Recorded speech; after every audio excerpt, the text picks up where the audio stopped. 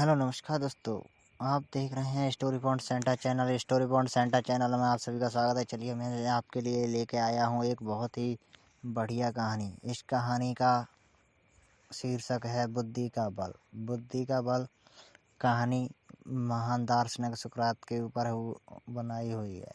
विश्व के महानतम दार्शनिकों में से सुकरात एक ऐसे दार्शनिक थे जो अपने शिष्यों के साथ बैठ कर के कुछ चर्चा कर रहे थे। तभी वहाँ पर एक अजीबोगरीब वस्त्र पहनकर एक ज्योतिषी पहुँचा। वह सबका ध्यान अपनी ओर आकर्षित करते हुए बोलता है कि मैं बहुत बड़ा ज्ञानी हूँ। मैं किसी का चेहरा देखकर उसका चरित्र बता सकता हूँ। बताओ तुम में से मुझे किसका भविष्य बताना है। किसी की विद्या परखना चाहेगा कोई मेरी। तो शिष्य सुकरात की तरफ देखने लगते हैं। सुकरात जी ने उस ज्योतिषी से अपने बारे में बताने के लिए कहते हैं।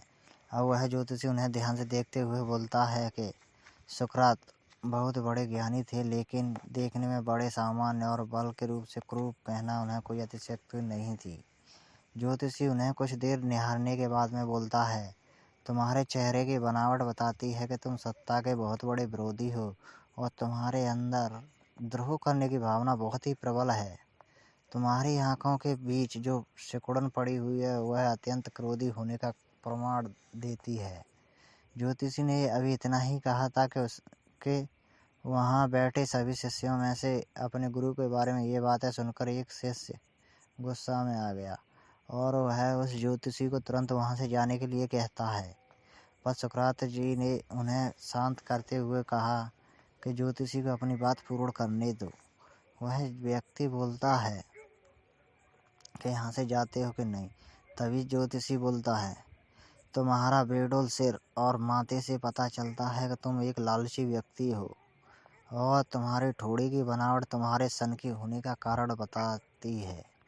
इतना सुनकर के शिष्य और भी क्रोधित हो जाते हैं, पर इसके उलट सुकरात उनसे प्रसन्न होकर कहते हैं ज्योतिषी को इनका इनाम देकर विदा किया जाए। शिष्य सुकरात से इस बारे में आश्चर्य में पड़ जाते हैं और उनसे पूछने लगते हैं कि गुरुजी, आपने उसे ज्योति को इनाम क्यों दिया था। लेकिन जबकि उसने जो कुछ भी कहा वो सब एक गलत है। लेकिन सुकरात जी कहते हैं, नहीं पुत्रो, ज्योतिषी जी ने जो कहा वो बिल्कुल सच ही कहा था। उसके बताए सारे दोष या गुण मुझ में हैं। मुझे लालच है, क्रोध है और उसने जो कुछ भी कहा वो सब है। मगर वह एक बहुत ज़रूरी बात बताना भूल गए। उन्होंने सिर्फ मेरे बाहरी चीज़ें देखी पर मेरे अंदर के मन और विवेक को नहीं देख पाया, जिसके बल पर मैं इन सभी बुराइयों को अपने बस में करे रहता हूँ। बस यहीं वह चूक गया। वह मेरे बुद्धि के बल को नहीं समझ पाया। सुकरात ने अपनी बात पूरी की। मित्रों, इस कहानी से आपको क्या शिक्षा मिलती है। मित्रों, यह एक प्रेरक प्रसंग बताता है कि बड़े से बड़े इंसान में भी कमियां हो सकती हैं, चाहे वह कितना भी बड़ा व्यक्ति क्यों न हो जाए।